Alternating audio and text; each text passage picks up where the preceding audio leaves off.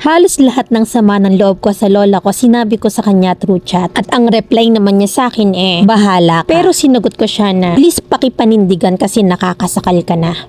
I have a lola na 70 years old na ngayon. Bale, tiyahin ng mama ko. Mabait, maasikaso, maalaga, pero napasobra naman yata. Kasi I was 22 years old na at college pa. Feeling ko, she's obsessed kasi college na nga ako pero hinahatid pa rin ako. Nagmumukha tuloy akong iba sa mga kaklase ko. Tapos lagi pa siyang nakabantay pag pumupunta yung boyfriend ko sa bahay. Kaya ang ending, hindi tuloy namin masulit yung momento na dapat sana kaming dalawa lang. Sobrang sama ng loob ko sa kanya. Kasi nangako siya sa akin na kapag 18 na ako, pwede na akong mag-travel mag-isa. Pero hanggang ngayong 22 na ako, wala pa ring nagbabago. Ang dami kong unsaid words na minsan hinihiling ko na lang sana na mamatay na siya. Kasi yung turing ko talaga sa kanya, tinik sa lalamunan. Minsan nga napapaisip ako na kung tutuusin, tiyahin lang naman siya ng mama ko at hindi legitimate mother. Kaya kung tutuusin, wala siyang karapatang gawin yung mga ganitong bagay sa akin. Si mama naman mukhang ayaw na lang umimik at natatakot na lang sa kanya Kamakailan lang to nangyari. Nagsimula lang naman yung galit ko sa lola ko nung nagpunta ulit yung boyfriend ko. So ni-request ko sa kanya na kung wala naman siyang gagawin ay umakyat na muna siya sa taas. Dahil siya naman kapag may bisita pinapaakyat niya ako sa taas. At sila lang ng bisita niya ang naiiwan. So ganun din ang request ko kasi ganun naman talaga ang sistema. Nagagawa rin naman niya kaming iwan ng boyfriend ko sa ibaba ng bahay namin ng kaming dalawa lang. At napaka-imposibleng may mangyaring milagro doon. Dahil tindahan yun at hindi naman namin sinasara yung screen door. Kaya sobrang imposibleng may mangyari kasi posibleng may makakita. But hurt to say, she didn't accept my request. Na ikinagalit ko talaga kasi kung tutuusin, ayoko na sanang mag-aral ng college. Pero napilitan na lang ako dahil sa kanya at sa mama ko na malamang takot rin sa kanya kaya nagsasawalang imik na lang siguro. Isinumbat ko talaga kay lola na ibinibigay naman ang gusto niya. Nag-aaral ako for the sake of her happiness. Tapos ganito lang ang sukle. Samantalang noon nagagawa naman niya akong pagbigyan pero bakit biglang nagbago? Casual lang naman ang nangyari nung araw na yon. Masaya naman kami ng boyfriend ko at nakapag-SM pa kami. At least kahit na paano nakaramdam ako ng maliit na kalayaan. Pero pagpunta namin sa bahay, binati naman ng boyfriend ko ng maayos si lola. Pero ang mas ikinagalit ko, umatitude pa siya mismo sa harap namin ng boyfriend ko na talagang mas lumala ang sama ng loob ko sa kanya. Kasi ang pagkakaalala ko, ginagawa ko naman ang gusto niya kahit pilit na lang. Usually talaga nauwi yung boyfriend ko is 5 p.m. Pero maaga siyang nagyayang lumabas at paglabas namin, nalaman ko na ayaw niya pala sa aura ng lola ko. Naawa ako kasi halos maiyak-iyak na siya. Ano nga namang kasalanan namin? Mamahalan lang naman kami at nasa tamang edad na kung tutuusin. Oo, nasa edad na kami. Pero hanggat buhay ata yung lola kong to,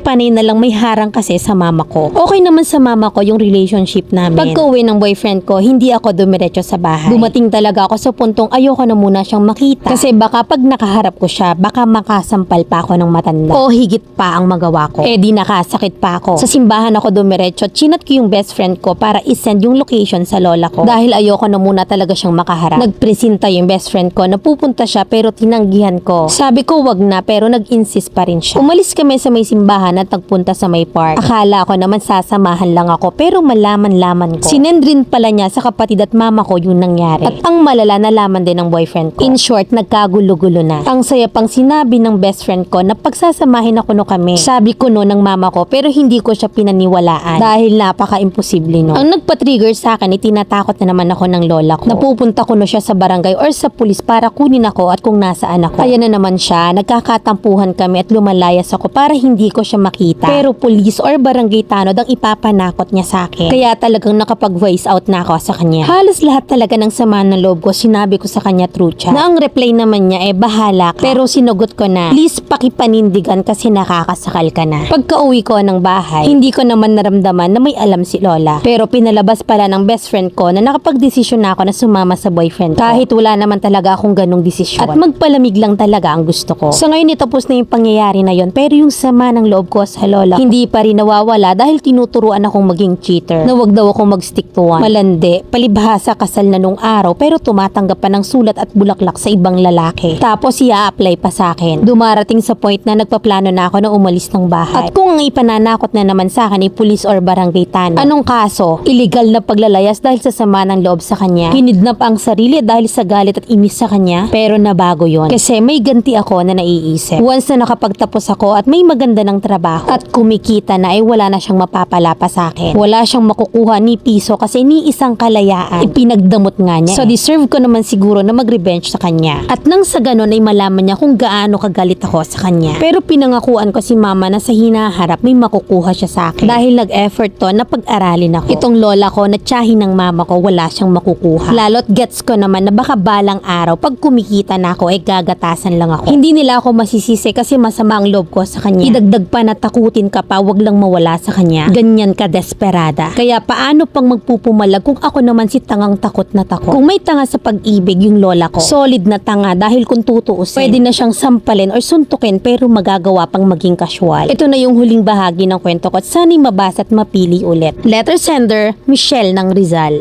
Sobrang galit ka sa lola mo na wala akong makitang mali kay lola. Hindi talaga aapila ang mama mo kasi okay lang naman kasi ang ginagawa ni lola. Bakit ba ganyan ka kakitid? Bakit sobrang sobra ka naman? Nahihigpitan ka kamo pero nakakapag-SM ka pa, nakakapag-boyfriend ka. Galit na galit ka kasi napipilitan ka lang namang mag-aral. Ginagampanan lang naman yung pagiging guardian at responsibilidad nila sa'yo. Pero daig mo pang sinasakal. Yung pinaakyat mo si lola sa taas para makapagsolo kayo, napakabastos mo doon. Naiiyak si jowa mo sa attitude na lola mo. Anong inattitude doon? Napakanana ng jowa mo. Same na same kayo. At ang sabi mo bilang gante dahil ramdam mo nagagatasan ka lang, eh wala ka mong mahihita ang lola mo. Lahat ng galit mo, yun ay dahil sa boyfriend mo na hindi mo masolo-solo. Antimano pala pag dumating si jowa mo, alisan ng lahat. Eh baka gusto mo pang ipaglatag ng red carpet yan. Alam kong sarado yung utak mo. Si lola nga masasampal mo. Nagpa-part 2 ka pang talaga. Lalo mo lang pinatunayang bastos kang talaga. Wala kang modo. Sayang ang pinapaaral sa'yo.